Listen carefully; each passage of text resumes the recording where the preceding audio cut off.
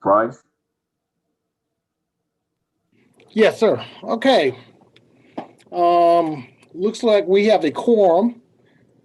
If you would like to proceed, we can. Or if you want to give a couple of minutes for Mr. Taylor to show, we can. Yes, let's give Mr. Taylor an opportunity to join us here. So we'll just take another couple of minutes. Thank you.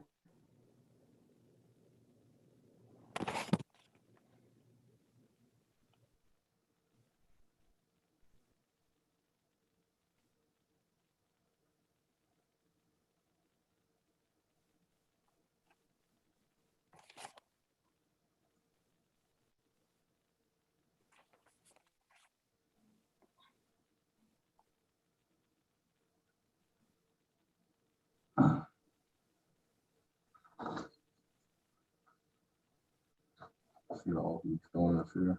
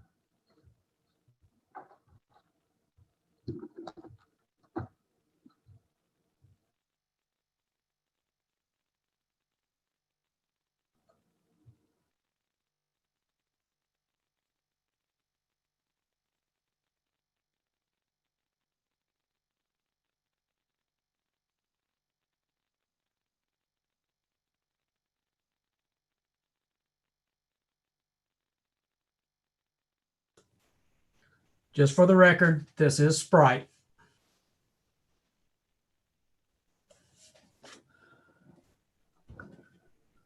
Commissioner, we hear you loud and clear. Matter of fact, when we jump off, please give me a call when you jump off today. Commissioner Dennis. Yeah. Yes. Can you hear me? Yeah, I got you. Can you shoot me over your cell number? Yeah, I will. I can certainly do that. You got my number, right?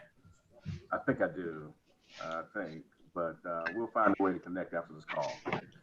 All right. One way or the other. Okay, cool. Ms. Price, are we ready to go?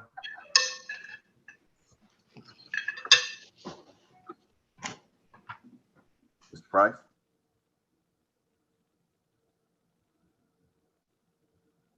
Did he leave us? Yes, I'm sorry, sir.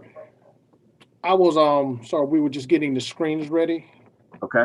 And Mr. Taylor just called and he said he'll be joining shortly. But if you want to, you can go ahead and we can go ahead and call a meeting to order. And I'm sure by the time you do your spill, we will be ready for Mr. Taylor. Okay, let's do that. I'd like to call the October 5th Planning Commission meeting to order. Please allow me to read this into the record. In accordance with the Freedom of Information Act, a copy of the agenda was sent to radio, TV stations, newspapers, and persons requesting notification and posted on the bulletin board in the county administration building. And so we thoroughly appreciate the public joining us and all of our commissioners today on our Zoom call here. And we look forward to Commissioner Taylor joining us here shortly. The first item on our agenda is the consent agenda. Mr. Price, do we have persons? How did we handle this last time with regard to the consent agenda, particular persons that have been signed up to speak on behalf of certain cases.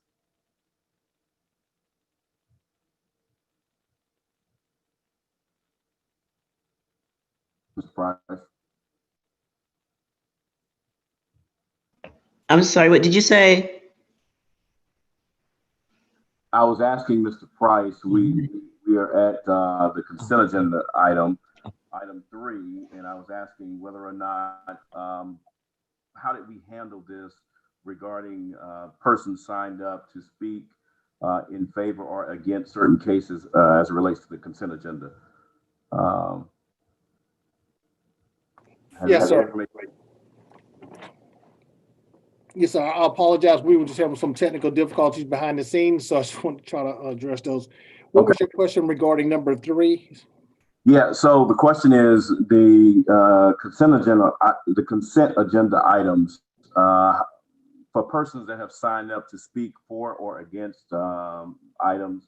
How do we have you all received information on that at this point? Yes, sir. We have comments for cases 1, which is 20-022 MA, case number 2, which is, item number 2, which is case 20-027 MA. We don't have any comments from the applicant or from any of the people that live in the area for case number 20-028 MA.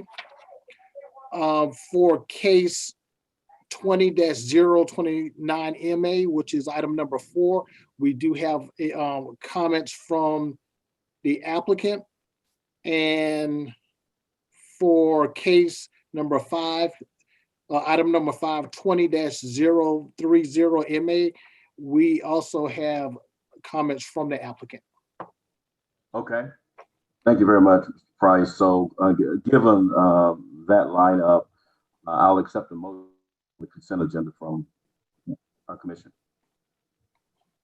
Well, I think it would be, as is my want, I think it's appropriate to amend the consent agenda to pull, and I don't see any road names, so we're not approving any road names unless I just missed them.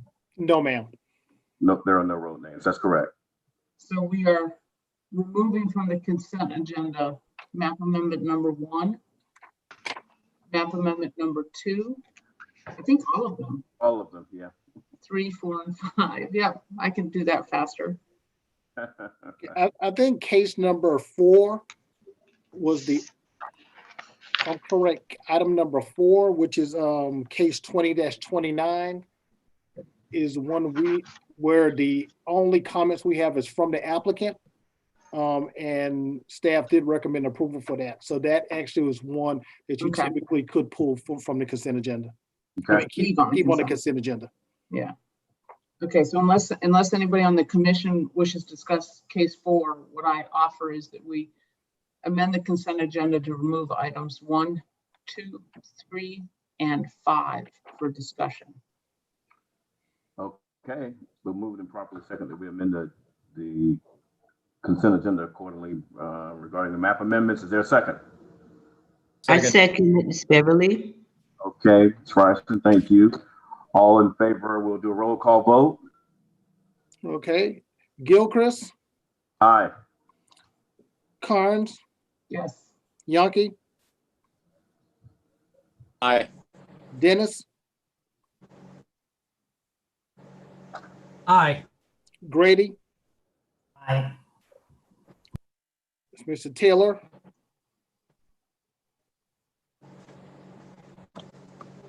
Branham, Aye. Frierson. Aye. Okay, thank you all very much. The motion passes. Ms. Price, our first case number 20-022 MA. And let me just mention one thing, Mr. Price, for those persons that have sent in notifications regarding their interest for or against, if we certainly welcome all comments. And I would ask the staff if there are comments that are very consistent with an argument, please allow us to just be notified of that. That way we don't have to prolong the meeting to the point where we don't have an opportunity to hear diverse arguments. So please help us with that and manage that as we go through our cases today. Does that make sense? Yes, sir. Okay. All right, we'll go to our first case. All righty.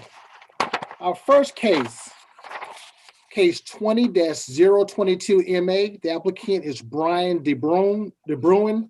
The location is along Nina Lee Drive and 9216 and 9260 Wilson Boulevard. The applicant is requesting to rezone property zone rural to residential single family estate. The acreage is 308.24 acres. Staff recommends approval of this request. The basis for our approval is that it is consistent with the objectives outlined in the comprehensive plan. The plan recommends low density residential as the primary use, where the area serves as a transition between rural and neighborhood medium density areas, and are opportunities for low density traditional neighborhood development and open space developments that preserve open spaces and natural features. The RSE district would allow for the development consistent with these objectives. Thus, again, staff recommends approval of this request. Okay, great. Are there any questions for the staff?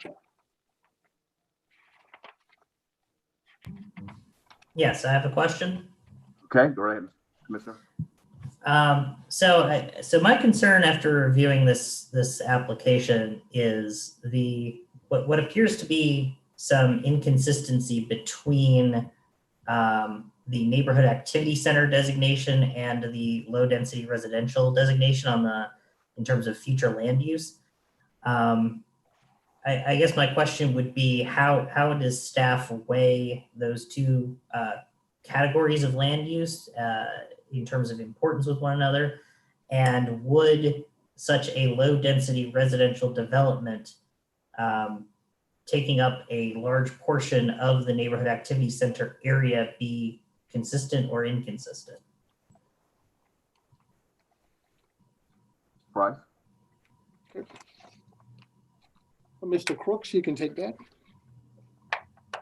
Yes, Mr. Grady. So to your first point in terms of neighborhood activity center versus neighborhood low density, they're treated equal. The way that we look at it, the comp plan, they're two separate designations.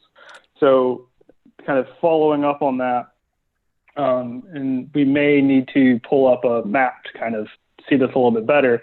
But in terms of where that activity center is applied versus where the neighborhood low density area is applied would kind of be two separate areas. So the way that the neighborhood activity center would be applied is kind of contextually around that intersection. So the way it's generally showed on that map, it's kind of it's that dot, and that's really kind of all we see. But the way that we kind of look at it as staff is where is it consistent or contextually appropriate within that intersection. So Tommy, can we pull up that?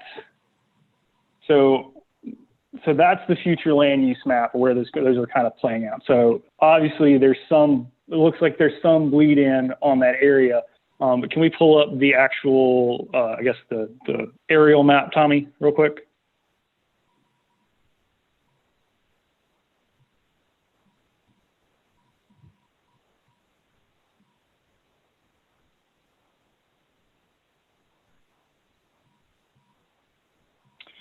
So it may be hard to see on the aerial, but on this case, so we're considering it to be as part of neighborhood low density and part of the neighborhood activity center. So the neighborhood activity center is kind of centered around directly on that intersection with Coon Store Road. And if you look at the parcels of the site, so we obviously have the three parcels. There's this significant large one, which is outside of the neighborhood activity center. The smallest is within the neighborhood activity center. And then a little corner portion, so a little undeveloped portion of that medium parcel would also fall within the neighborhood activity center. So in terms of kind of how we generally look at the neighborhood activity centers is also kind of how it's developed, how has it developed, and how does the plan look at it to that desired development pattern for it? So it's one of those things where this neighborhood activity center is not necessarily developed out as others are. For instance, the Clemson Road Neighborhood Activity Center, that intersection. So we're kind of seeing the development with the neighborhood low density to be in context with the development of that activity center currently, if that makes sense. Does that answer your question, Mr. Grady? For the most part, yeah. I think I was just trying to get a handle on how the comprehensive plan was trying to treat an area that sort of is in two different future land uses. Looking at the neighborhood activity center description in the comprehensive plan, it certainly appeared as though that implied a higher level of density, that implied sort of a mixed use concentration of development. And basically I was just concerned as to whether, approving this would potentially be in conflict with that. But I'll short answer, yes, you answered my question. So I'll go ahead and let other commissioners comment. Thank you, Commissioner Grady. Are there any additional comments for the staff or commission?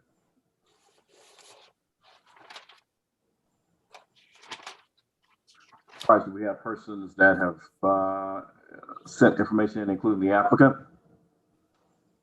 Yes, sir. Okay. We'll start with the applicant. Mr. Gilchrist, applicant statement from Brian DeBruin. Okay. Dear Planning Commission members, St. Capital is a South Carolina-based development group. In conjunction with Civil Engineering of Columbia and a national home builder, St. Capital has created a master plan for the development of multiple new residential communities within the site. This rezoning allows the site along Wilson Boulevard to be developed in a way more fitting to the area than the previously zoned PDD. Cypress Grove, development name, will offer homeowners multiple home styles and price points, all while keeping with the area and the county's comprehensive plan. This site will embrace the existing natural landscape throughout the development, plus an amenity package meant to promote community involvement will be available on the site to include pool, clubhouse, dog parks, tennis courts, nature trails, and outdoor gathering areas available to the community. We appreciate the time and consideration of the Planning Commission. That was the statement from the applicant, and then we have additional comments as well in opposition to the request.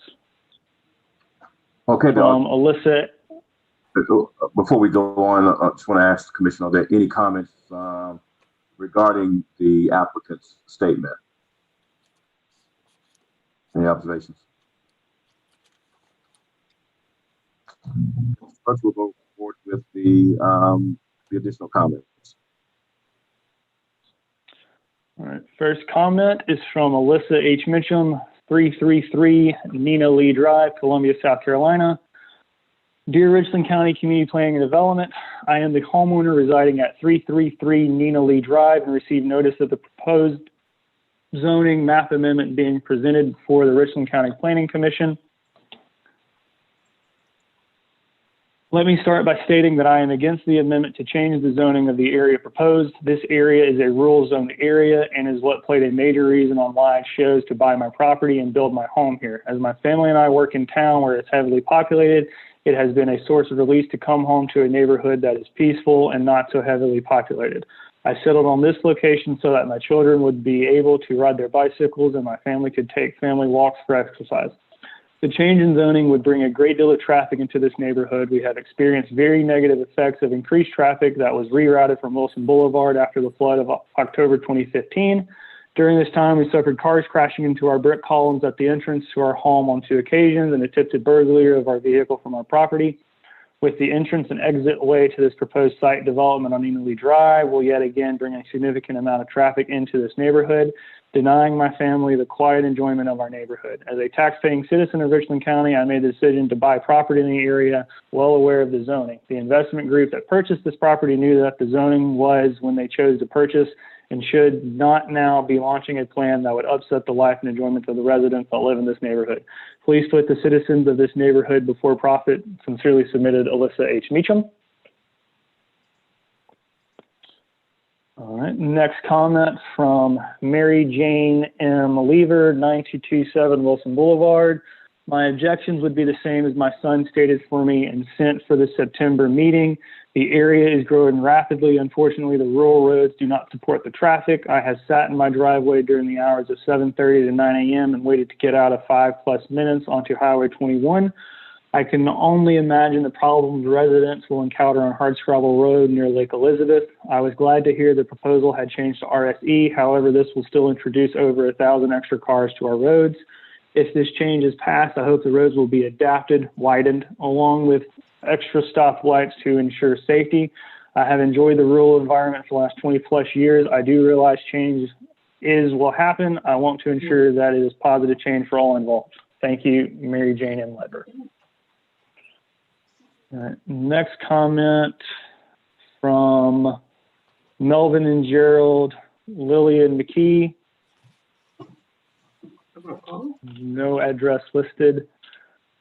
Dear Richland County Planning Commission, we are sending this letter to you to request your consideration and support in denying the request of case number 20-022MA, rezoning of 308 acres from RU to RSE, which is part of the zoning map amendment before the Richland County Planning Commission. Our residence is located at 401 Nina Lee Drive, Columbia, South Carolina, 29203.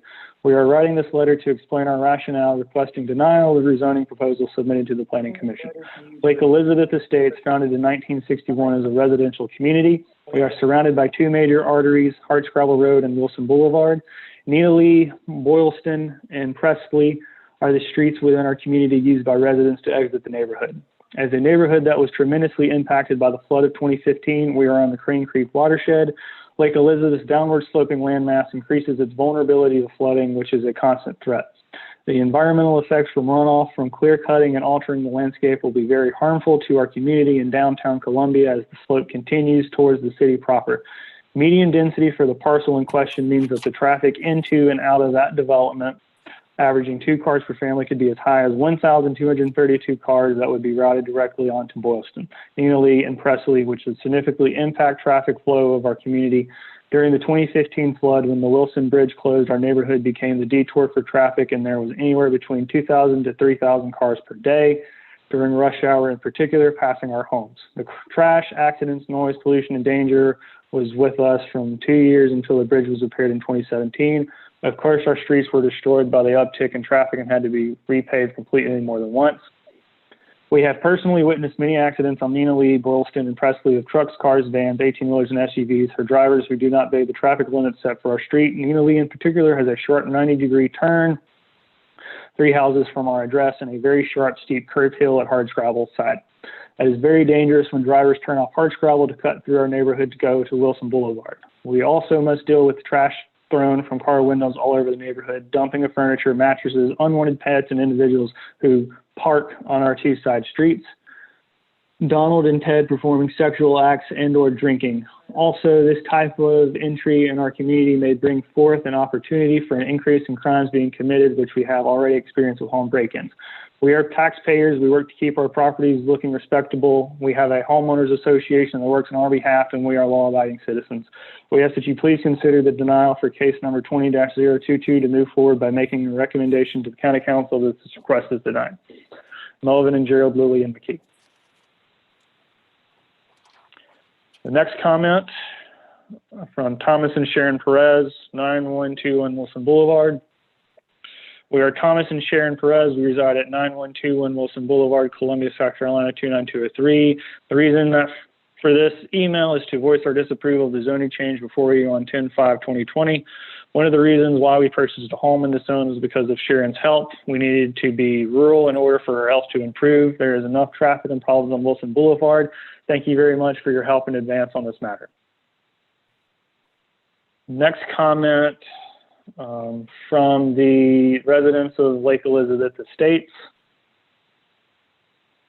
And this one's a little bit longer, so I'm gonna make sure that I keep track of my 2 minutes. Dear Planning Commission members, Mr. Price, residents of Lake Elizabeth Estates are petitioning you to deny the zoning map amendment request that will come before you at the October 5th Richland County Council meeting. Lake Elizabeth is a relatively small and largely retired residential community. We are nestled between Wilson Boulevard and Harsh Gravel Road, and we have seen our share of disruption and uninvited infringement on our community. We consider this particular zoning amendment request to be particularly worrisome for the following reasons. This request before council is for a rezoning only. If approved, this would open the doors for any number of residential development endeavors, which will allow for developer changes after rezoning has occurred. This rezoning amendment hearing is the only opportunity we have to protect our community. We are aware that the developer has changed the rezoning request to RSE, and we are aware that this change will reduce the number of lots per acre. However, this does not diminish or change our concerns for the following reasons. 1, the likely fast development plan will involve high volume production, resulting in clear cutting of these 308 acres. Lake Elizabeth borders this tract of land, and we are immediately downhill, which means that we are already vulnerable to flooding from natural rainfall because so many of our community residents either border wetlands or are partial wetlands. The impact of increased flooding and massive runoff, even with holding ponds, could be catastrophic.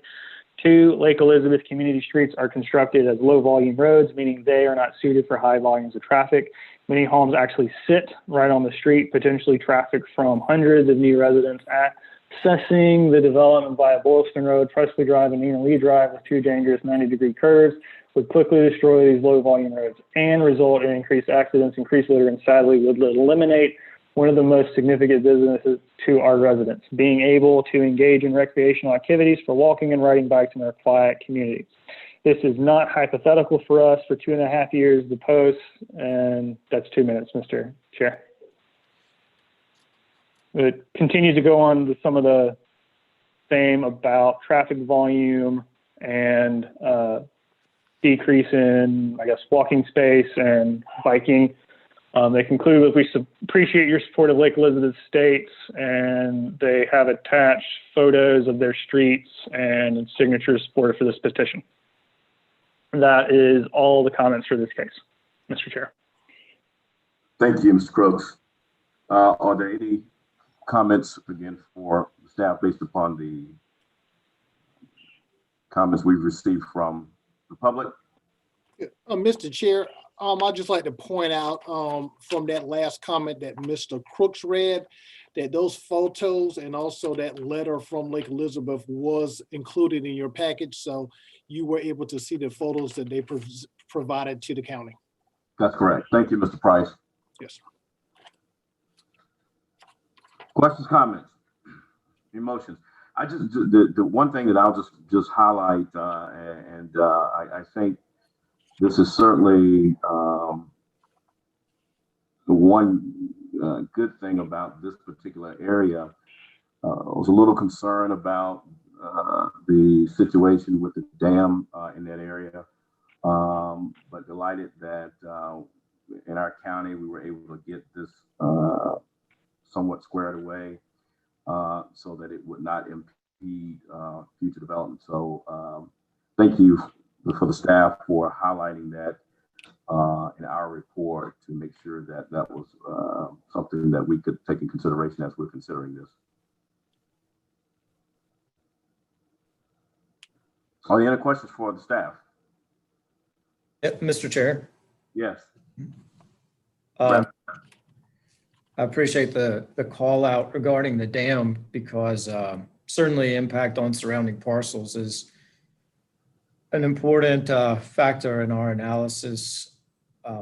Short of that, we've got some anecdotal information related to the post-2015 floods, which is obviously a catastrophic event. But would the staff have any additional information related to specific potential as it relates to this parcel and the surrounding parcels for runoff and for flooding, being that it's in that watershed? Not at this point in the process. Again, we're just for the rezoning of the property to identify which uses would be allowed. However, that is something that staff will be looking at once plans are submitted from the engineer regarding your concerns.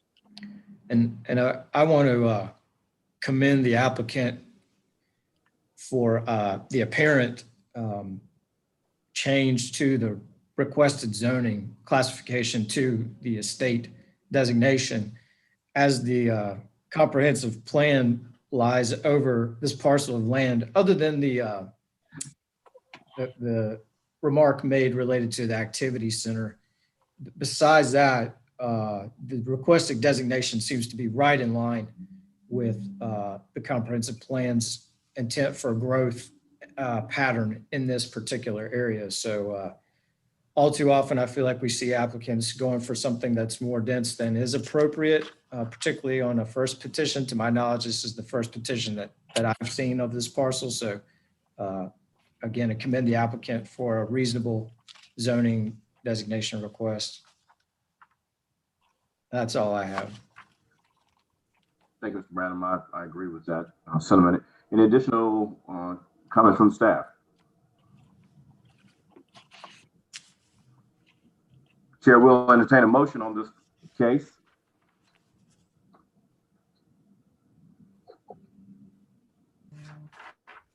Mr. Chair, this is Ms. Frierson. I would like to make a motion that we reject that particular item, and in that it goes against staff recommendation. You need me to state a reason why, don't you? Yes, ma'am. Okay. I appreciate the information that staff has provided, but in that particular area is an area I'm very familiar with. It's in Northeast, and I intentionally drive by that area frequently because after the floods, wherein there was a detour, as you see in some of the comments that we received from the people that live there. It is factual that those people were indeed impacted negatively, and it was for an extreme period of time. It's also factual that some of those homes are almost adjacent to the sidewalk areas. And you know how sometimes we see something in writing in terms of what goes in line with what's permissible, but the reality of that particular area does concern me greatly. And as I mentioned, I intentionally go by that area and have done so for almost a couple of years now. And I am in agreement with those people that voice their concerns about how it would impact their community most negatively. And for that reason, I make a motion that we reject this application for the rezoning.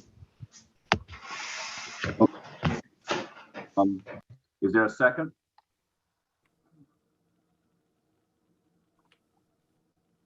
Is there a second? I'll second that. Okay.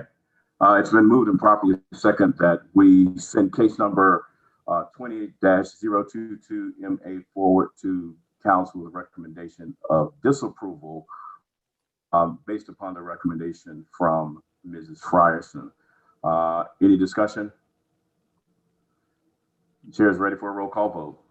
I've got some discussion. Yes. So this is, and of course, somebody was calling. So the motion is to deny this, correct? The motion is to deny this case, yes. Okay. Yeah, well, let's just put it to a vote then. Okay. Any additional comments? All right, Chair, entertain a roll call vote. Okay, Gilchrist, I'm voting no against the motion. Carnes, Yes, you're supporting the motion? correct. Yonke, No against the motion. Dennis, No against the motion. Grady, Yes, in favor of the motion. Taylor?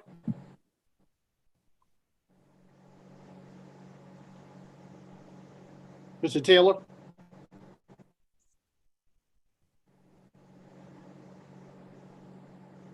Mr. Taylor? He was muted, but he's not muted. We can try to come back to him. Branham, No, you're against the motion? correct. Against. And Frierson? Yes, in favor of my motion. Okay, so we're just kind of, Mr. Taylor?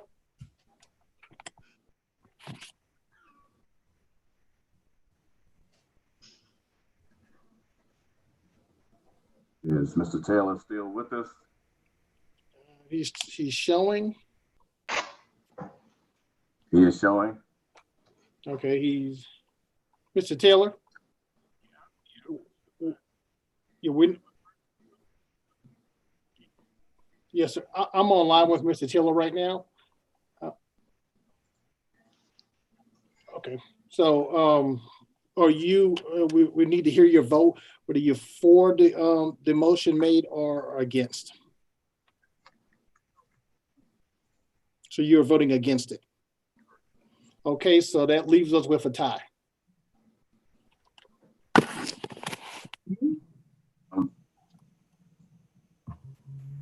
Is this with a tie? Yes, I believe it's a tie. Mr. Price, did you say Taylor was voting against or for the motion? He's against the motion. If he's against that, that's 5 votes, I think. Fail. Isn't it? If he's against, then Votes if he's against, I think. All right, so Can we? all right, so we can do that? we can do that. We Can can do that one more time since we can get Ms. Taylor. All right, Mr. Gilchrist. Gilchrist voting no. Okay, you're against the motion. Carnes, Mhm. Yes. she supports the motion. Yankee, No. he's against the motion. Dennis, no. he's against the motion. Grady, Yes, in favor of the motion. in favor of the motion. Taylor, he's against the motion. Branham, No. it's against the motion. That's 5. And Frierson. Yes.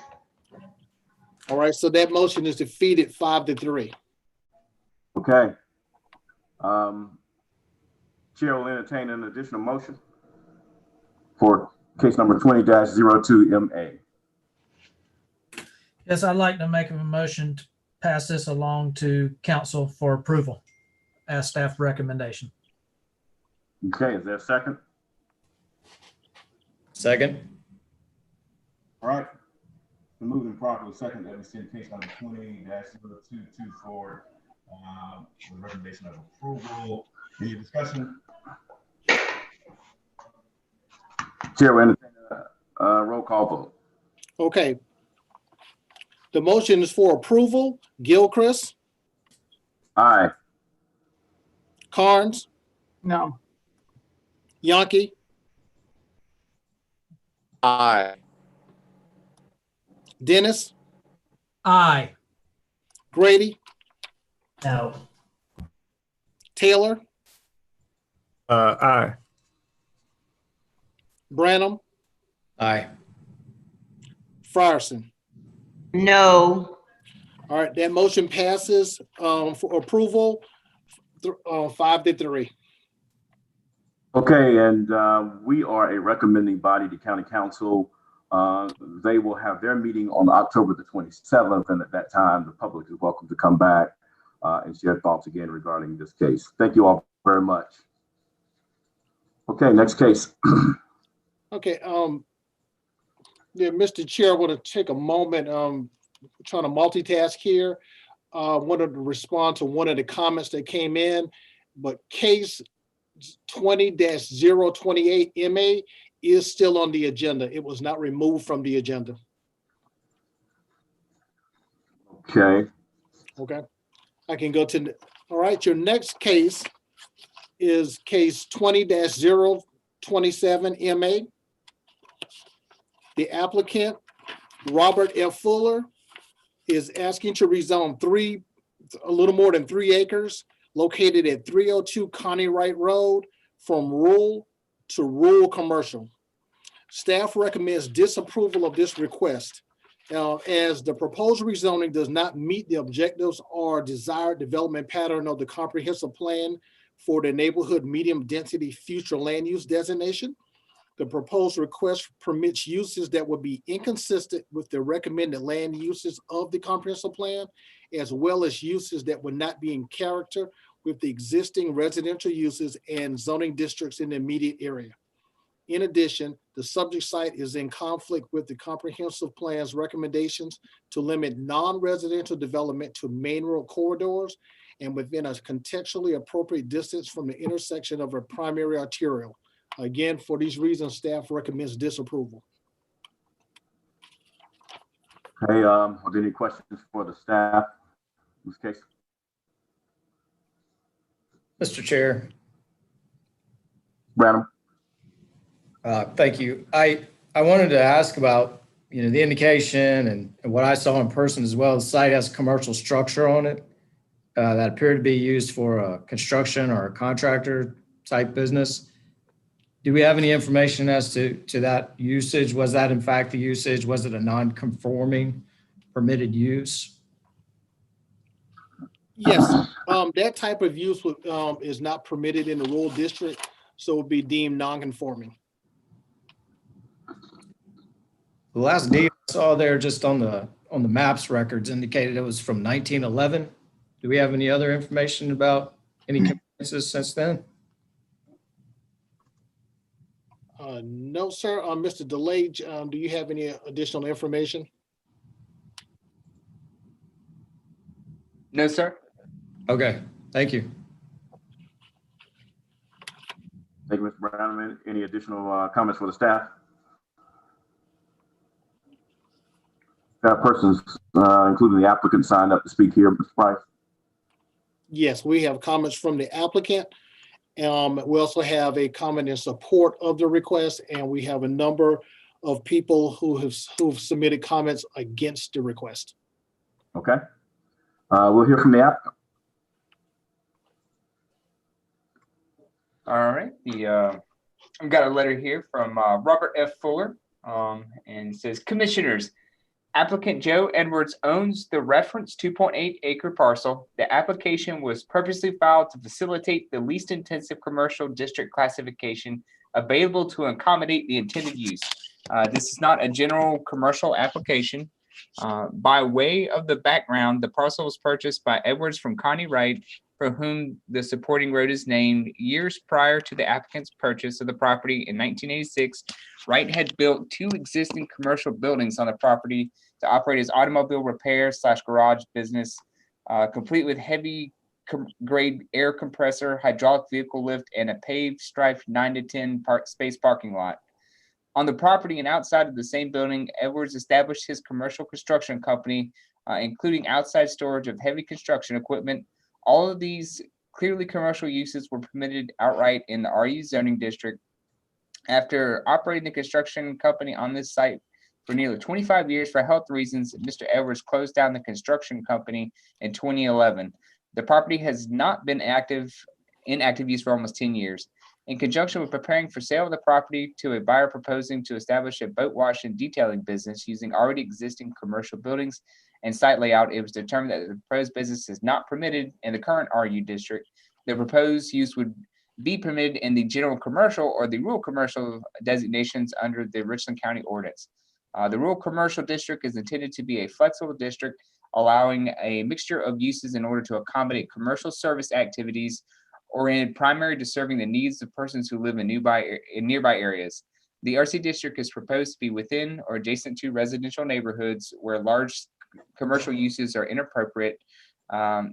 Staff report, as applicant, Mr. Edwards selected the restrictive RC classification to enable the sale of this property while providing the least intrusive commercial classification under the ordinance for the convenience of residential neighbors. Joe Edwards personally canvassed the near neighbors and received generally favorable support from a number of those proximate longtime residents. The primary objective to the present rezoning is moved in the area directly across from the site while the construction company was still in active operation on the property. The property parcel is not residential and never has been used for other than commercial operations. The property itself is large enough to accommodate on-site all business-related activity without adverse effect upon the closest residential neighbors. The proposed rural commercial classification is not unlimited general commercial designation. This is precisely the type of use situation for which the ordinance and classified was established. The proposed zoning amendment permits only low-intensity commercial uses wholly compatible with the surrounding area. Very truly yours, Robert Fuller. And then we have a letter from in support from Barbara Taylor. Says, to whom it may concern, I have no objections for the 3 acres at 302 Connie Wright Road referenced in the TMS number being rezoned.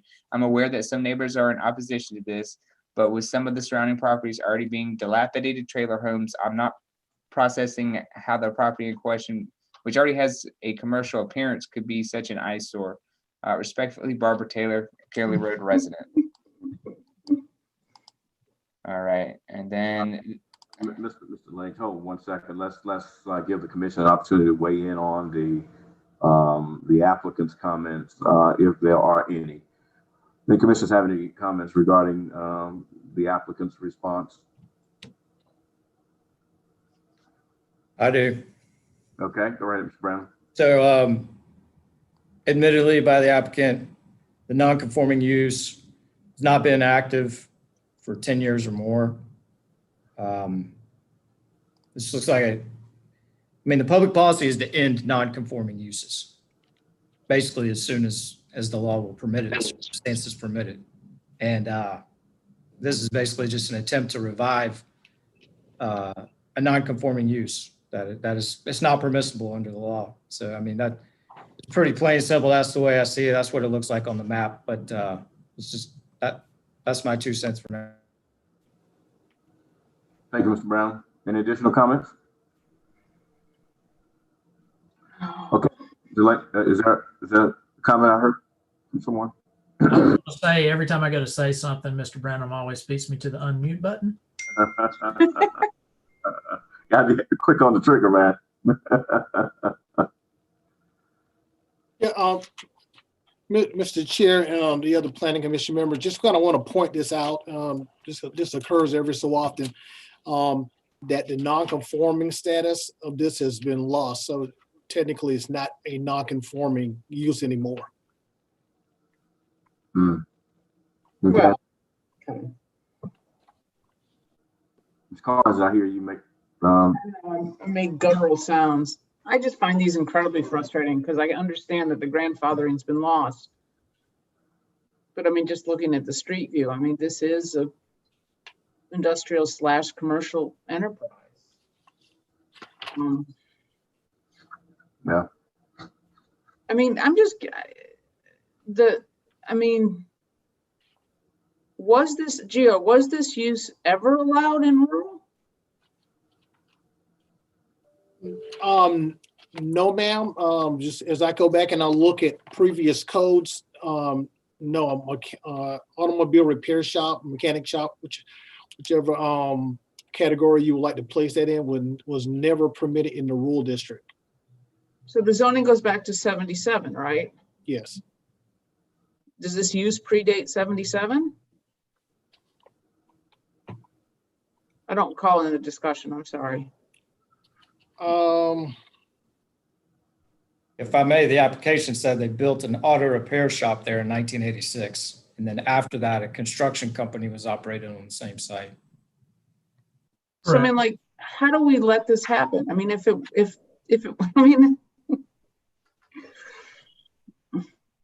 because there's part of me that has a hard time saying rezoning this to what it's currently is a problem. I mean, because to say no, it has to stay rural is basically to destine this to just decay. You know, but at this, you know, and if you're telling me somebody was allowed to go build this significant an enterprise completely in violation of all zoning and operate it for 30 years, that doesn't make sense either. I mean, we've got a major problem with our enforcement of laws.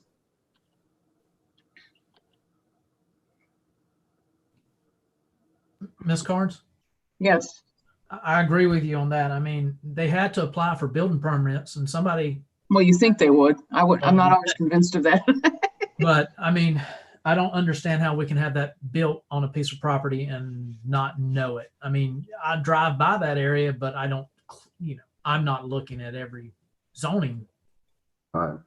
when I drive by, but I mean, if that's been in there since the 80s and it's 2020, how did we even allow that to happen? I don't understand. On that?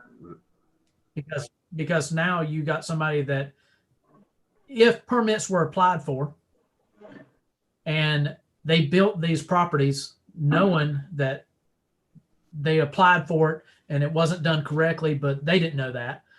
Right. They put all this money into their business. Now they're trying to sell it. Now they can't sell their business for the intents that it was built for. I mean, you could argue though that, you got away with it for 40 years. You should have had your return on investment. I mean, it's an arguable point, and just say, okay, you got away with it for all these years, but it's time to let this land go back to what it should be.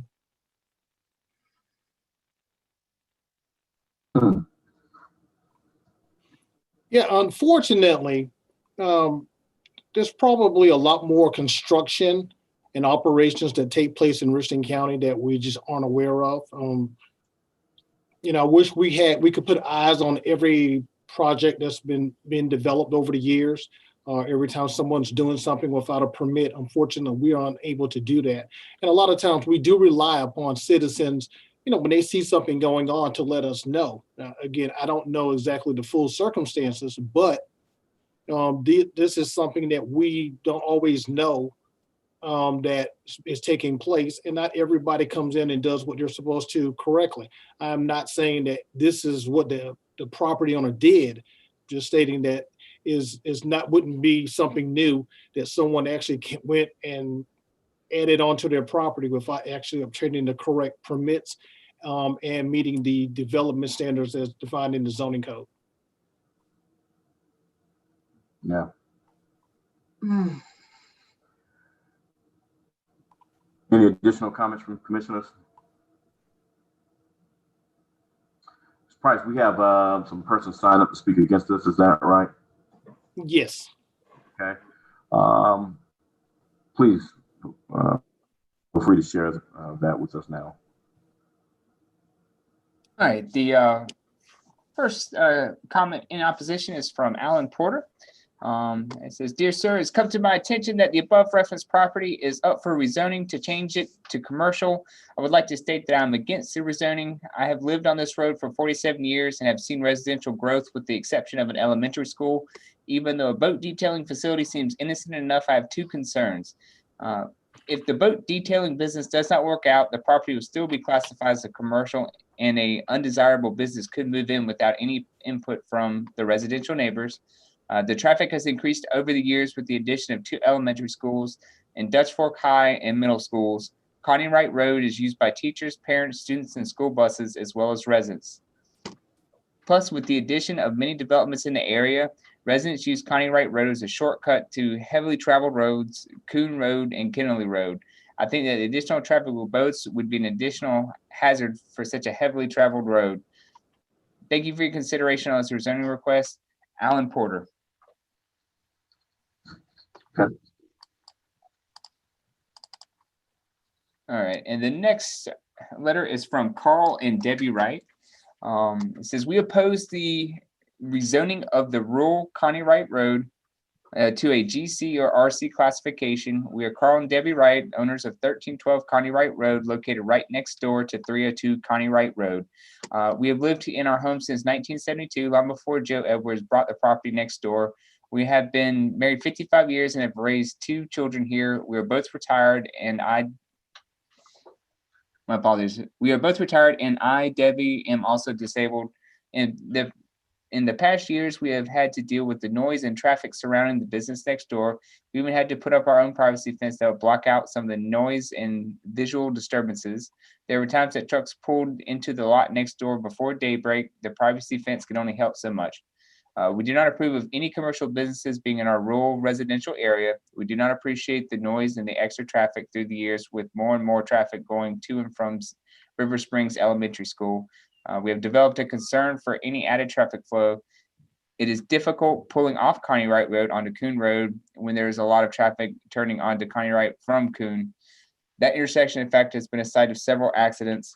There is so much commercial availability on Broad River Road, 1.5 miles away, so we do not feel that 302 Connie Wright Road needs to be changed to an RC or GC zoning. It's time to bring peace and quiet back to this residential neighborhood, and we need to strive to minimize the potentially dangerous traffic on a road that only has one lane going east and one lane going west. Thank you. And then our next letter is from David M. Rushford. It says, Dear Honorable Commission, recently the above parcels applied for rezoning change to his property. I want to express my objection to changing the zoning to any use other than single family residential. The property is located on a small, beautiful country road with residential housing only. My home is an adjacent parcel to Dr. Milano, and I will be close enough to hear commercial traffic. Also, the road is narrow and not suitable for commercial passing and using, winding and beautiful. In order to be used as applied, I feel the county would have to widen this road, therefore it can be properly used as applied for. Additionally, the road leads to a grammar school with the ends on Kennelly Road. Please do not let this private and special place be impaired by commercial use in large trucks and boats and other distasteful vehicles. Sincerely, David M. Ratchford. All right, and the next comment is from Donna Houston. It says, Connie Wright Road is off of Coon Road, which is a heavily traveled road and serves many residential areas as well as traffic to 3 schools. Rezoning of this area could result in added risk to everyone. Donna Houston, 227 Twin Flower Lane, Irmo. All right, the next letter is from Douglas and Melinda White. It says, to whom it may concern, my husband and I are owners and occupants of 1009 Coon Road, which is located at the intersection of Coon and Connie Wright Roads in northwest Richland County. It is our understanding a rezoning application for 302 Connie Wright Road has been filed with their office for consideration. We would like to oppose this rezoning application. We've lived at the Coon Road address for 5 years. This area is highly residential with 3 schools within a mile from the subject property. The roads in the area are 2-lane rule with many steep grades and blind curves. Although a flashing light has been installed to warn drivers of the intersection, in the short time we lived in the area, we have seen countless accidents at or near where the 2 roads meet, many due to high speed or oversight of the intersection. Aside from the impact on property values of a commercial business in a high residential area, the addition of a proposed boat business would lead to larger vehicle traffic in the area with many trucks and trailers. Finally, the Stonemont subdivision located within a quarter mile of the Connie Wright Road property is currently undergoing an expansion, as well as a new subdivision commencing construction on Coon Road. The continued construction of homes in the area will increase the amount of traffic. This, coupled with potential and added larger vehicles with boats and trailers, could potentially make a hazardous intersection even more dangerous. For these reasons, we oppose the potential rezoning of 302 Connie Wright Road. Thank you for your time and for your consideration. Douglas and Melinda White. All right. Next letter we have is Joyce and Joe Wright. It says, dear, I won't read that part, sorry. All right, so we oppose the rezoning of 302 Connie Wright Road to a GC or RC classification.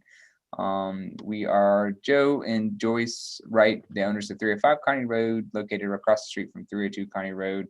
I, Joe Wright, have lived on Connie Wright Road for 82 years. We've been married for 62 years, have raised 2 children in our home.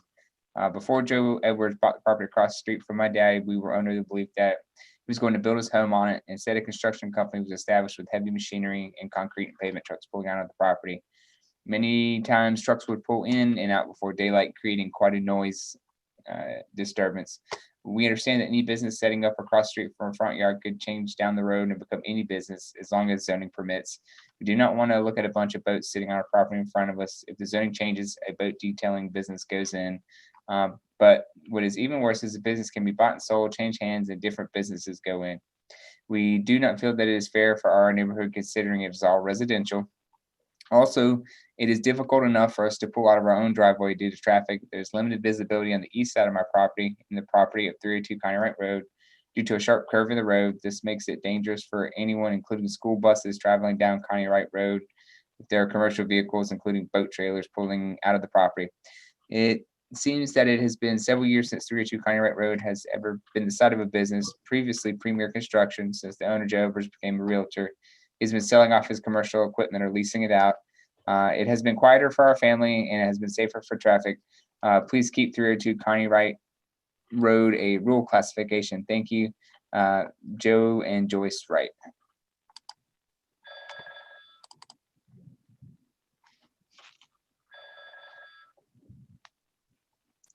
All right, and then,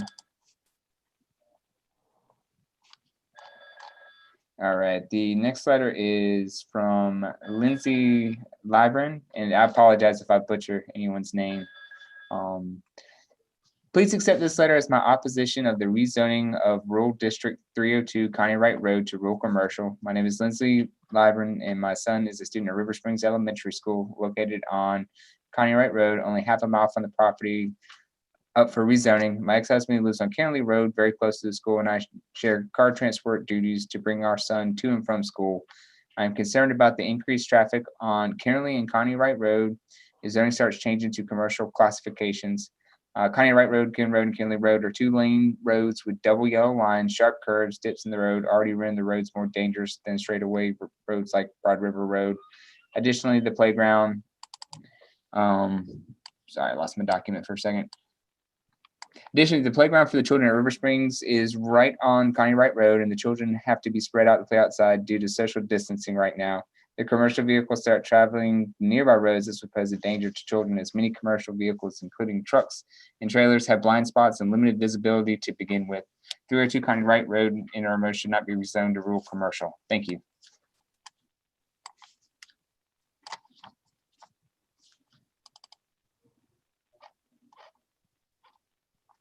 And as I'm pulling up some of these other letters, they're a lot of times it's addressing traffic and safety concerns. Let's see here.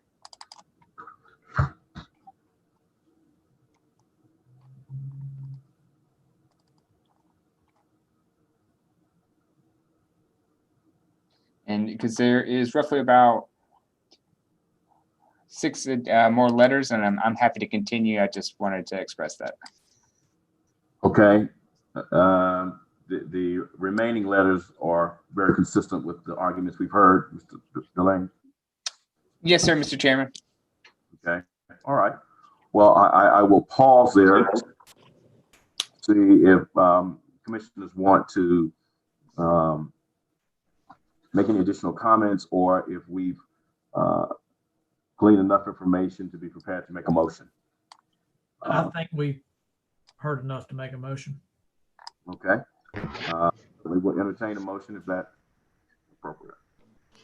Mr. Chair, I'd like to make a motion. Okay. I would move that we send this case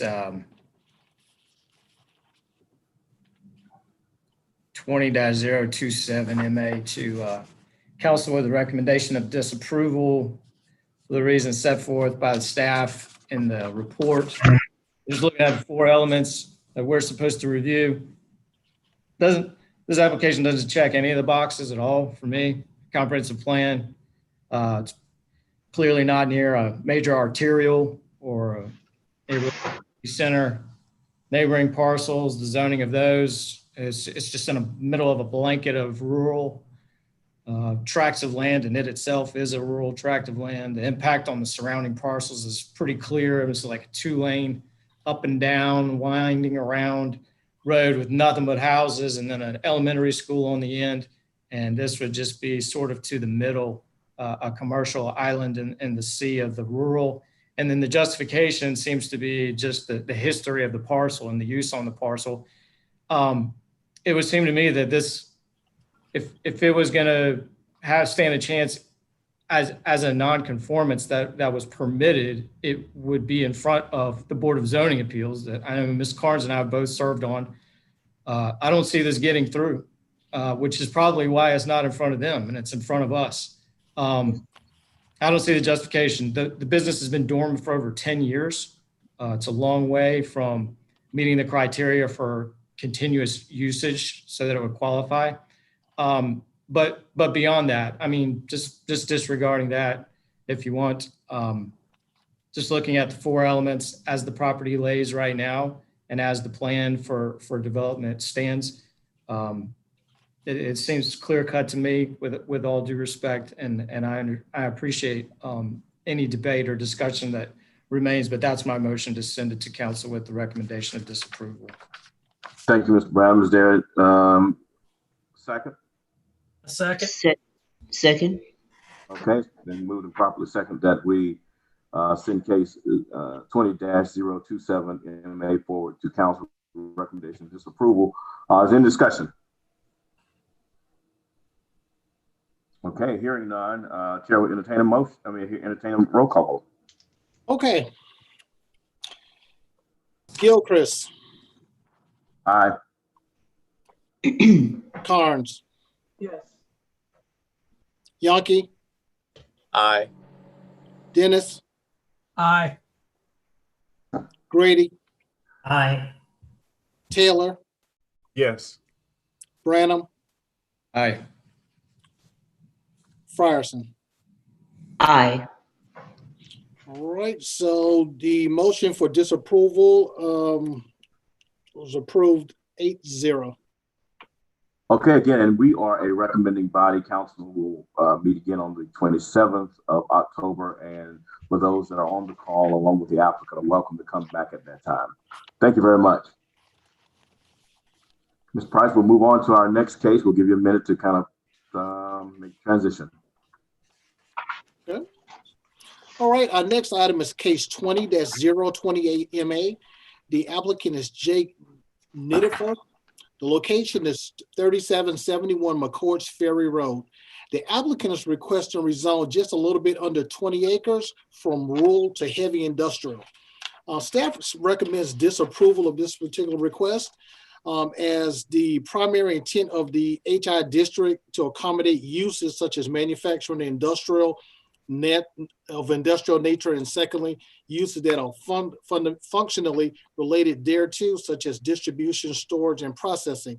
And we feel that with the intent of the HI district, that the proposed rezoning would be inconsistent with the recommendations of the 2015 comprehensive plan, as industrial uses are not supported by the desired development pattern. Approval of the requested zoning would be out of character with the existing uses in the area also. Likewise, the request to rezone from rural to HI is inconsistent with the recommendations of the Lower Richland Master Plan for the Kawasi, hopefully I'm saying that right, corridor. What was that?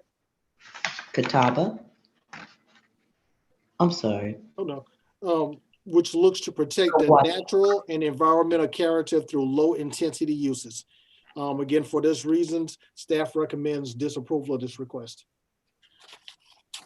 Okay, thank you, Mr. Price. Are there any questions for Mr. Price?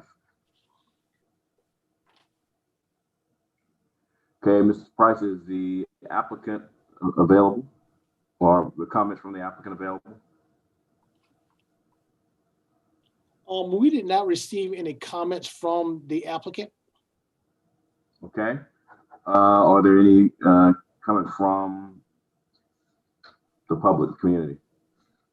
No, we did not receive any comments from the public either. Okay.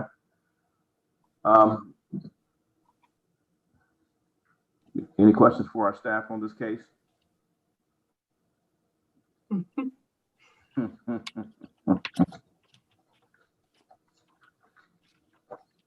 If not, Chair will entertain a motion on the staff's recommendation.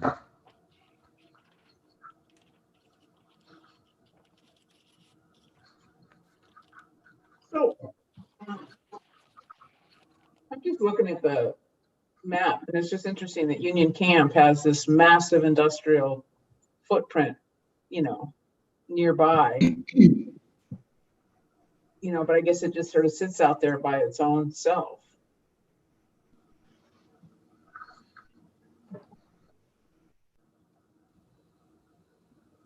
Lance, could you pull up the map for us? Yes, sir.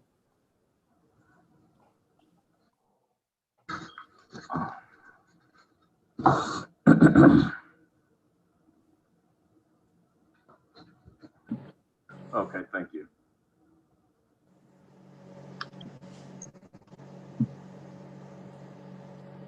Are you looking for the aerial of the site? Yeah. Okay. Yes.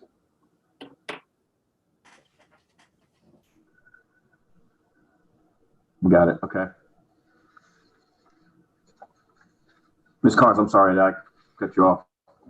No. I mean, I'll offer that I support the staff recommendation that this not be rezoned heavy industrial, but this is just sort of an interesting little area that you've got Union Camp and a huge, I guess, SCE&G footprint down there. I know we've had some previous rezoning requests in this general area. I don't remember the result of them, but I remember them. But it's, I think that it's, I'd be more than happy to make a motion to recommend that we send this forward to council, with supporting staff saying disapproval. But I'll entertain I'll listen. Second the motion. Any additional comments from commissioners on this case? I'm looking at the YouTube feed. This is Chris Yonke, and there are a couple of comments from the public. With our virtual meetings, do these get verbalized by you, Gio? There's a YouTube feed? No, sir. Yeah, our meeting is live right now. Yes, no, sir. They're on the comments that you see on the YouTube chat are not verbalized to the Planning Commission. We've got Miss Dorothy Kendall, a neighbor in the area. She supports disapproval of the rezoning. She says that Highway 601 is a scenic corridor in the Kawasi Basin Conservation Area, and heavy industrial is an inappropriate use. Mr. Yonke, let me pause that for just a second. Mr. Price, are we supposed to be, for comments that the public is making, should they be submitted directly to the staff? Is that right? Yes, what we do is we any comments for any of the requests that come before you, we ask that the applicants or anybody wishing to make any comments regarding the case, submit those to staff in writing prior to the meeting. And as such, we prepare them and we will read them to you. And in some cases, if they're extensive, we will try to get them to you in advance. I would caution about reading comments that come on the YouTube, because I think what you may do is you kind of set a precedent for future meetings and future cases where the question may become, well, why aren't you reading mine? And people are just using that as another means to make comments outside of the period that we've established. I for that, Gio, at one point it seemed like you replied to one of the earlier comments with someone's question. So. Yeah, I think the only reason why I did that was because they were asking if the case had been withdrawn, and what I don't want somebody to do is to miss a case. But as far as any specific comment to a case, I would not read any of those into the record. Yeah, and I would strongly encourage members of the public we want to hear all comments, and we certainly want those comments to be on the record. And so if there are concerns or comments that the public wants to make, we certainly welcome those comments, just so that we can make sure that for record purposes, that information is recorded. So thank you, Mr. Yonke, for raising that point. And we wanted clarification. Yeah, Mr. Chair, may I point out for anybody wishing to make comments when this case goes before the county council for the zoning public hearing on the 27th, we will accept comments up until the end, close of business on the 26th. So they have between now and the 26th of October to submit comments to Planning Commission at richlandcountysc.gov. Thank you, Mr. Price. Any additional comments from our commission? Ms. Carnes, was that a motion that you shared with us earlier? That's fine, yeah. Okay. If it was sufficient, if not, I'll restate it. If you'll restate it, I believe I heard a second, but if you'll restate that motion, that'd be great. Sure. So I'll make a motion that we send case number 20-028 MA forward to the council with a recommendation of disapproval consistent with the reasons why staff has offered the same. I second the motion, Frierson. Okay, thank you, Mr. Frierson. It's been moved and properly second then that we send case number 20-028 MA forward to council recommendation of disapproval based upon the staff recommendation. Any additional discussion? Not, Chair, entertain a motion, roll call vote. All right, Gilchrist. Aye. Carnes. Yes. Yonke. Aye. Dennis. Aye. Grady. Aye. Taylor. Yes. Branham. Aye. Frierson. Aye. All right. So that motion for disapproval passes 8-0. Okay. And again, we are a recommending body to county council. They will meet back in their Zoom call on the 27th of October. So for one. All right. We'll move on to the next case, Mr. Price, and we'll give you all an opportunity to make the transition.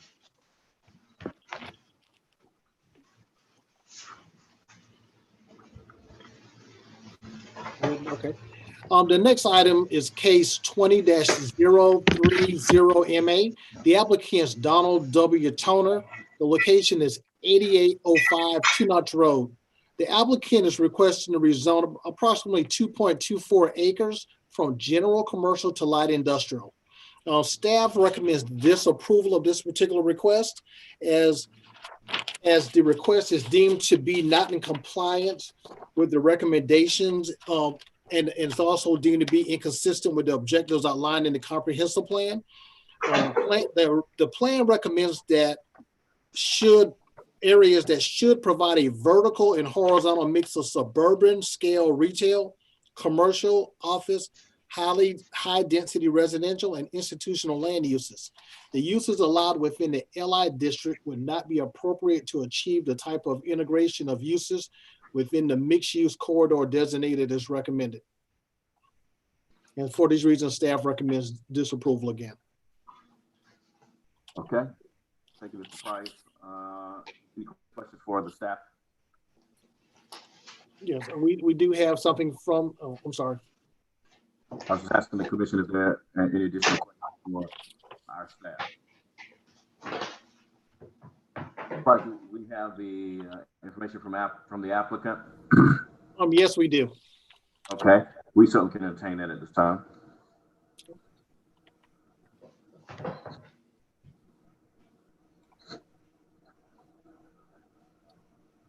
All right, so we've got a comment from Mr. Toner. It says, distinguished commissioners, this letter regards the map amendment application for 8805 Two Notch Road, Richland County, project number 2030. Tuckerman Development LLC submitted for a map amendment to modify the zoning of the property from GC to LI to allow for the development of a nationally branded auto body repair shop / collision center. GC zoning does not formally allow the use LI zoning does. Richland County planning staff recommended disapproval of this map amendment as the request would be inconsistent with the objectives outlined in the comprehensive future land use plan. Our proposed use is consistent with the comprehensive plan and with existing similar uses. We would prefer to maintain the current GC and develop the auto body shop, as many similar facilities in the area are in GC zoning. We have requested the LI rezoning because the nearest zoning to GC that allows auto body collision centers under that current rule. Multiple auto body facilities currently exist in the 2 Notch Road corridor and GC zoning, the current zoning or proposed development, and in areas that are allocated for mixed use and residential zones under the future land use plan. And the proposed commercial development is consistent in design with function with the Richland County's long-term plan for the area. We have expanded on these points below, and we propose the approval of the LI with a condition that restricts the property to the front of the retail or office area. Point number 1 is multiple auto body locations currently operate in the Northeast planning area.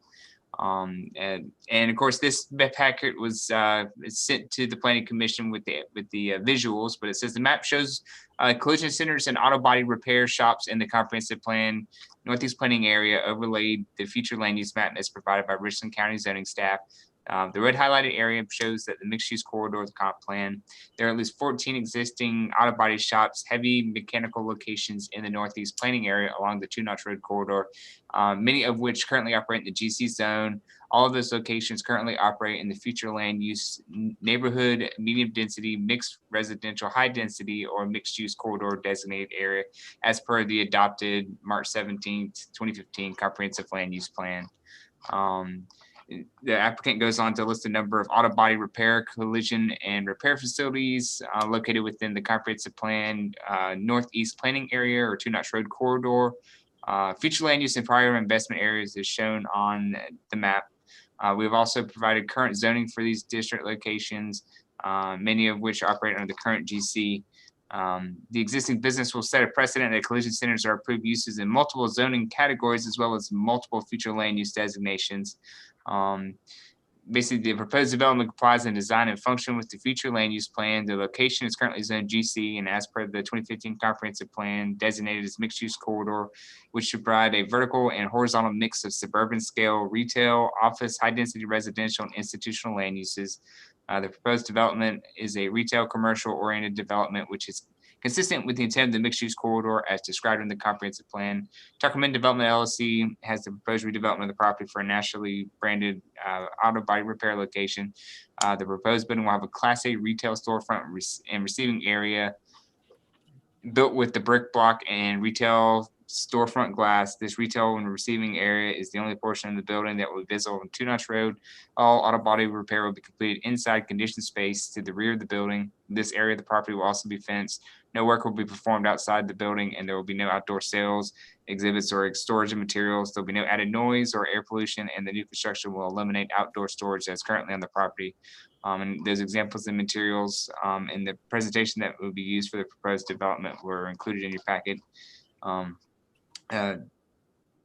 Tuckerman Development LLC is requesting a map amendment to allow the development of a new collision center. The use is retail focused and consistent with Richland County's long-term plan for the area and with the retail commercial elements in the mixed use corridor of the future land use plan. Furthermore, locations of existing business have set a precedent that has allowed the collision centers within the mixed use corridor. We anticipate the proposed development will approximate a $3 million gross investment and provide 20 to 25 full-time jobs. Thank you for your time and consideration in this matter, Eric Emery and Jake Toner. And I apologize, I did run a little bit over 2 minutes. No worries. Thank you, Mr. Lane. Any questions for the applicant? I have questions. Yes, sir, Mr. Brown. But first, I want to ask if Mr. Dennis has any questions or comments. Actually, yes, I do. Real quick, in this area, it is general commercial, and there's a lot of things going on in this area because I live up in this area and drive by this about 5 to 6 times a day. I know that we're looking for a body shop to go here. That's what they're looking for. And that's not in line with general commercial. However, how is that not in line with general commercial, but a oil change auto service kind of is? That's one of the questions I had for that, because I know there is a oil change service area and auto repair shop that's right around the corner on Rapon Road. And if I'm not mistaken, that is actually in a GC classification. Yes, sir. Commissioner Dennis, I figured you'd be asking that question, or one of the commissioners would. The distinction between repair and maintenance services is between a major and a minor. And the minor is allowed in the general commercial designation. And according to our code, it's an establishment engaged in the sale of automobile fuels or oils and the incidental repair and replacement of parts and motor services to automobiles, including oil changes, tire sales, and alignment, but not including any operations specified under repair and maintenance services automobile major. So just by definition, so when you see an oil change establishment, a tire repair, someone doing really kind of your incidental repairs to a vehicle, those are allowed in the general commercial. However, once you get into the painting of vehicles, body repair, body shops, removing parts of the vehicle, engine rebuilding, reconditioning of automobiles, that automatically defaults to the major repair and maintenance services category.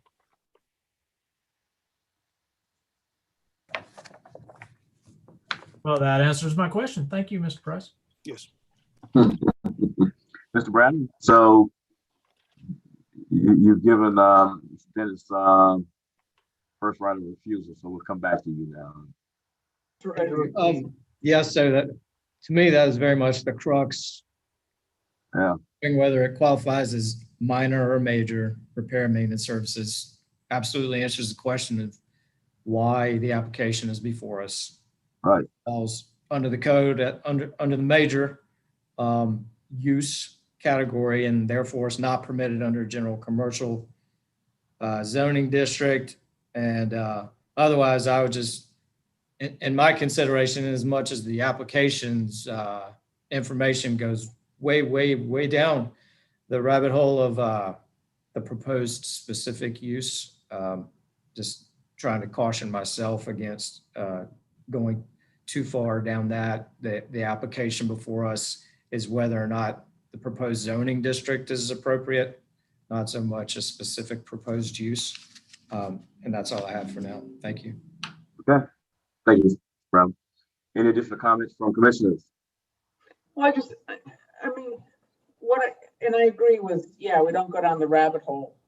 But I think what's interesting is I would offer that the major minor auto repair, I think all goes back to, what's a more noxious use? Why is it more noxious? Because it'll often allow on-site storage of car parts, outdoor storage, this and that. What I think would be interesting is, can we get to where if somebody wants to operate a repair shop, but they have no outdoor storage, can we deem that less obnoxious? I don't know if I'm making sense, but to me, I do not support this rezoning for all the very good reasons that have been offered, but I see it as an opportunity. Do we need to, because we've had this come up a couple of times. There's a guy that wanted to be a cabinet maker. Well, that was deemed industrial. He was saying, look, all of my work will be done inside. So he didn't really feel like he should be considered sort of a noxious use.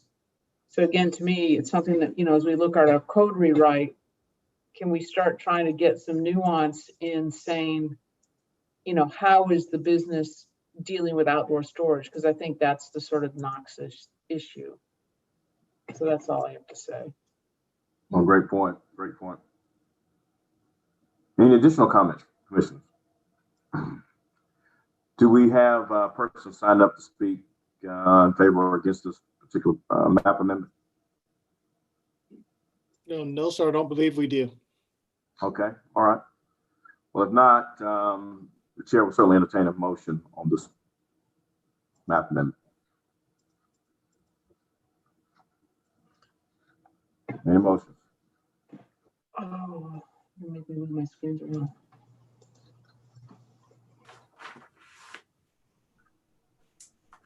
I'll move. There you go. Send it up for approval. Okay, is there a second? Is there a second? Second. Okay. It's been moved and properly second. Then we send case number 20-030MA forward to council with the recommendation of disapproval based upon staff's recommendation. Any additional discussion? Or we'll do a roll call vote. All righty. Gilchrist, Aye. Carnes, Yes. Yonke, Aye. Dennis, Aye. Grady, Aye. Taylor, Yes. Branham, Aye. Frierson. Aye. All right, that the motion passes 8-0 for disapproval. Okay, and again, we are recommending body to county council. They will meet again on the 27th. And at that time, the applicant is welcome to come back at that time. Thank you all very much. Very insightful meeting. We're at now agenda item number 4 of the business. All right. Yes, I'll turn that over to Mr. Crooks. I'm not sure if he has any information regarding the code rewrite.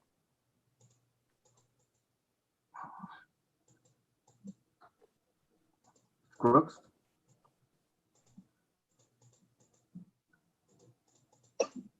Sorry, Mr. Chair, I was having trouble unmuting myself. I believe Mr. DeLage is actually going to be speaking first on this item.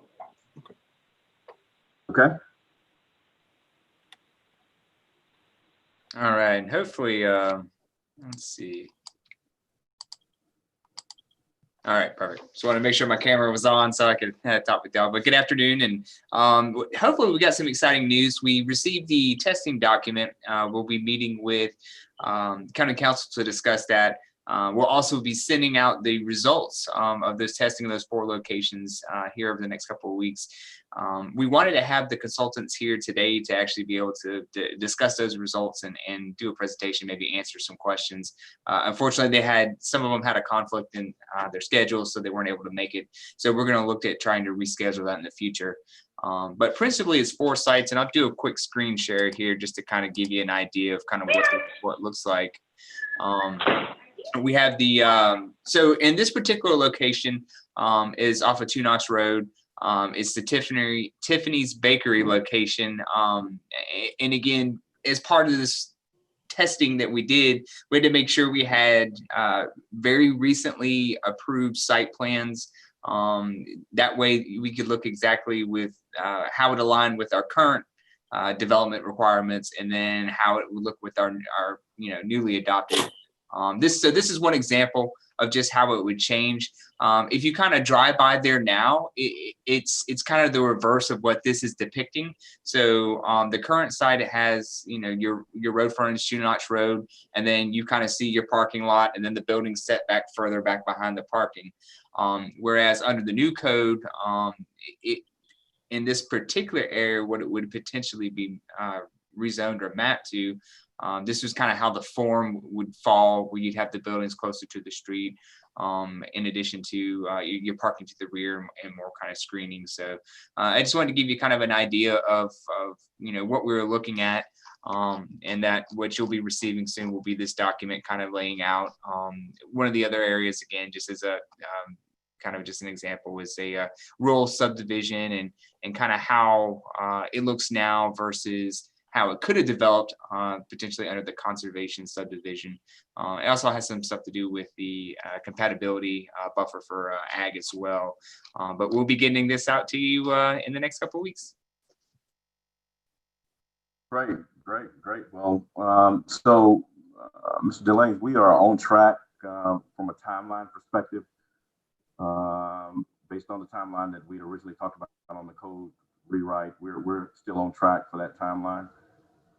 So I would say that that timeline has been revised a few times over the years, as we had hoped to have it done by now. But as we all know, there's been a couple curveballs that have been thrown at us for 2020, and So we have proposed a new timeline, kind of to make sure that we stay on track. So as of right now, we're on track for a more than likely a April adoption. And we'll also be sending out some information in the near future, of course, about ways to potentially participate in virtual meetings, as well as some other meetings that we are hoping to host. We're waiting on some confirmation for sites, so we can make sure we get that information out to y'all and also to the public. Of course, at any point in time, www.weplantogether.org is still open. Of course, we'll take any kind of comments or concerns, and then we basically catalog those. And then, of course, we'll address those. We have been meeting with some other groups as well that have had concerns, stakeholder groups, but we look to also restart our more formal stakeholder groups very soon, with our intent of trying to get as much input as possible over the next 2 months. Great. Any questions for Delaney? We certainly can see it coming together, so that's a great thing. And we certainly appreciate all the great work that the staff has done to get us to this point. And we're excited about what the future holds. So thank you, sir, so much for your report today. Yes, sir. Very welcome, Mr. Chairman. Item 5, Chairman's report. Just a couple of things I want to share with the over the last few years, we've tried to have a retreat, obviously, with what's happened with COVID. That's certainly altered things somewhat. But the retreat has been remarkably helpful in bringing together other stakeholders to really hear from us what our plans are, and from them how they intersect with what we do on the Planning Commission. And I just wanted to put that out there to remind all of us, particularly now that we have a full commission and new commission members, that this is something that hopefully we may be able to try to do virtually or at some level coming up in the not too distant future. But I just wanted to put that on the staff's radar screen and just remind the commission that this is something that's been very helpful to our planning purposes each year. And we don't want to lose sight of that. The other piece to that, starting in 2021, we're going to have a very new council. And I mentioned to Mr. Price, I think it's extraordinarily important that we bring these members in at some point to make sure that they are brought up to speed on exactly what this commission, by their direction, is doing to help continue to provide adequate planning for the county. At the same time, being able to keep them also up to speed about where we are with the rewrite. And so I just wanted to place that on the radar screen for us to be thinking about over the next several months, what some of that would look like and how we would make that happen.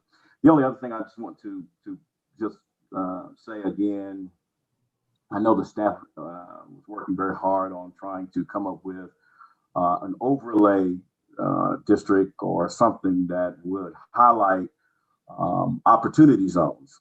As a matter of fact, a couple of cases I looked at today were very much either in an opportunity zone or very close to one. I don't know how much you guys have been able to put anything together, Mr. Price, on that, but I just want to continue to remind the staff and thank them for their work on helping to identify what that type of district would look like. I think it's a huge opportunity, particularly, and it will have an impact on some of our efforts to develop the county going forward. And so just wanted to put that out there. Or have we made any headway on any of that, Mr. Price?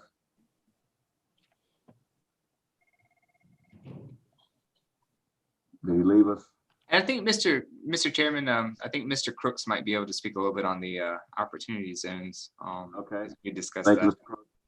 Yep. Yeah, so that was actually one thing I wanted to ask at this meeting is what all you're wanting us to look into in regards to those. So I know you had mentioned things like overlays and whatnot. And so I just wanted to get a little bit more background from you on kind of what you're wanting us to look at in regards to that. I have started some initial research, but nothing too in-depth at the moment. And I was going to try to bring something back either at the next commission meeting or the one after, once I can kind of dive into it a little bit more, once I know kind of what you're really looking for with that.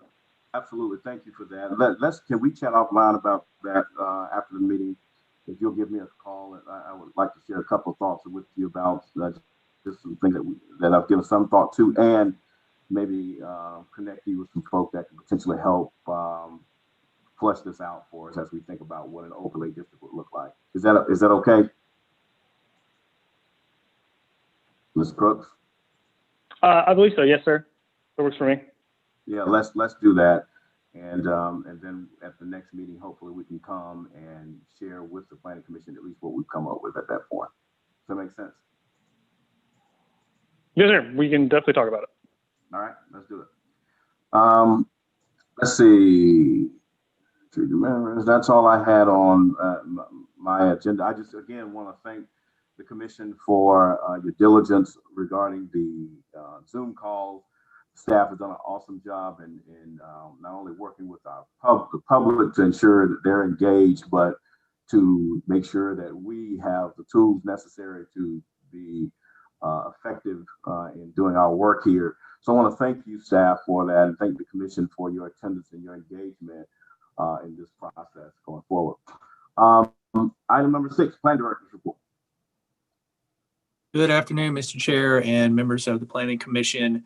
I don't have anything additional to add other than echoing the staff's work on the Land Development Code rewrite and the results of the zoning public hearing, which is in your packet on page 41. Yes, sir. We saw that. Very good.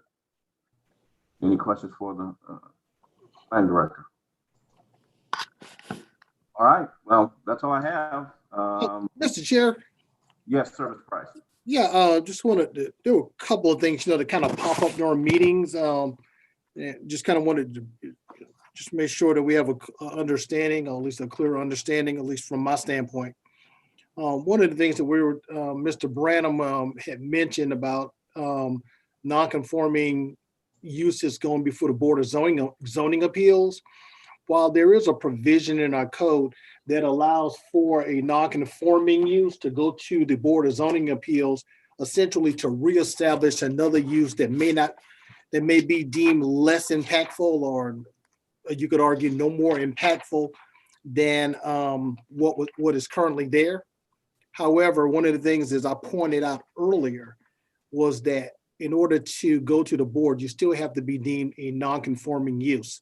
And so the one that we were looking at, especially on Connie Wright Road, if the status of that, I'm not sure, I guess a garage, if it no longer maintained a non-conforming status, then it would not have been eligible to go to the Board of Zoning Appeals for another use.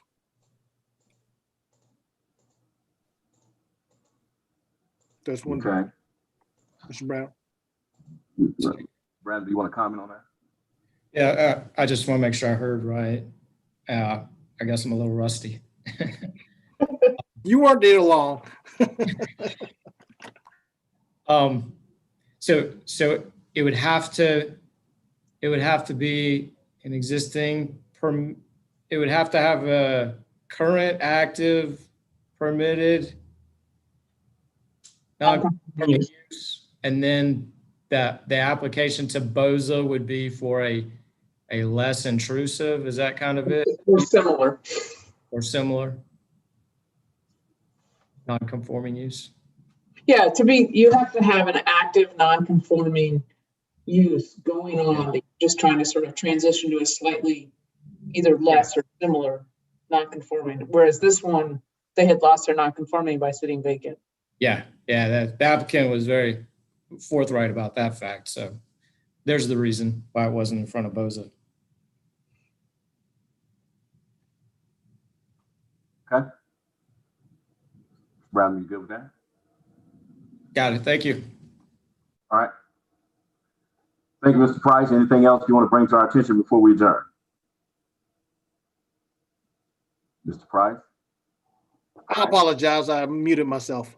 So I think I was talking to you the whole time and didn't realize that. Wow. Okay.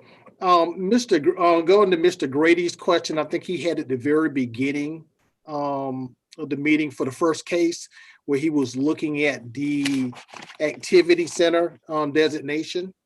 The more I look at that, and I'm just kind of just throwing this out as a kind of a thought, but one of the things that I would like to definitely get with the rest of staff and look at, because everything was broadly painted, as we like to, term the comprehensive plan when we look at areas. And I kind of question whether that particular type of activity center is appropriate when you look at the surrounding designation of low density in that area. So maybe rather than being,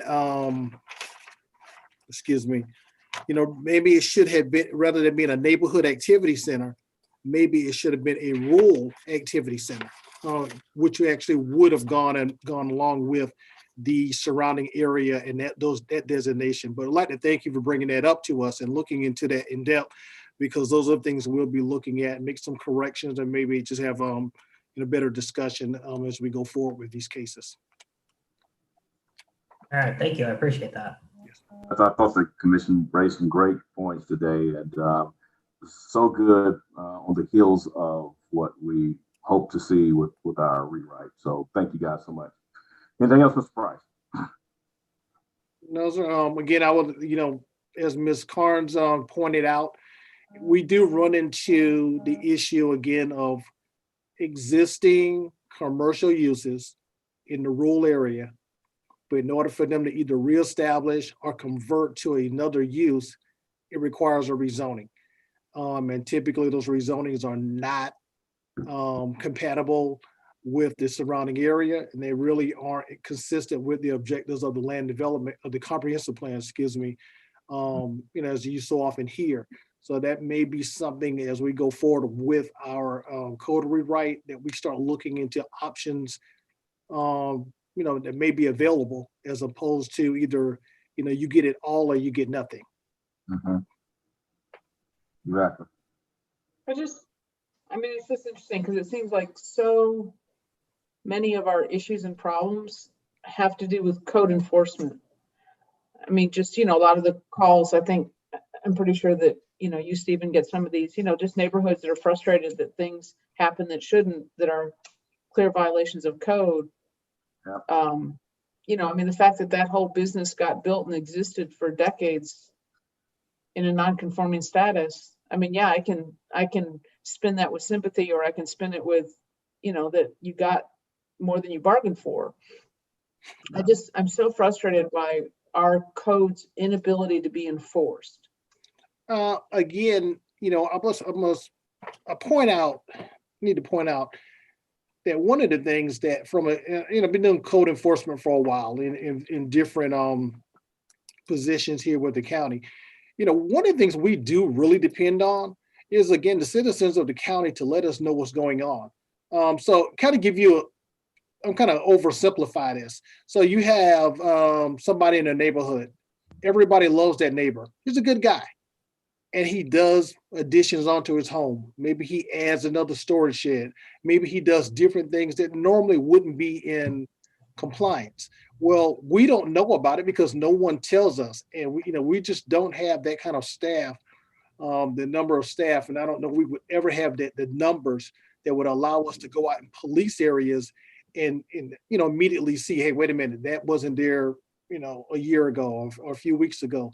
So we do depend on the public to let us know when something is taking place. So again, going back to the example I was using, so if someone doesn't tell us, so someone may have added onto their house for years, and it doesn't come to the county's attention until someone else moves into the home with some different intentions, or they try to get a permit, and then they find out, wait a minute, we don't have any records of this addition. So I understand your frustrations from that standpoint, but again, we just can't be everywhere. And there's just some areas, I could argue when I was going down County Wright Road, I would have never, ever turned down County Wright Road unless I was going there for a specific reason, either through a complaint or someone I knew was going on there. It's just kind of off the cut for me.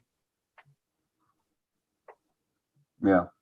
No, Commissioner Kearns, you're correct. I mean, that is one of the large, I mean, we talked about this for years, that code enforcement has certainly been somewhat of a inhibitor when it comes to exactly what you're referring to. One of the things that I've talked quite a bit about is whether or not there are variations of how we look at code enforcement. So if we don't have the capacity to do just a full enforcement of everything, how do we begin to, and I hate to use the word prioritize, but find a way to ensure that we do have some element of enforcement that speaks to what Mr. Price was referring to. But and we brought this up early on when our consultants were working on the rewrite. So it's my hope that as we continue to move forward, that is certainly one of the areas that not only we can have a conversation with them about, but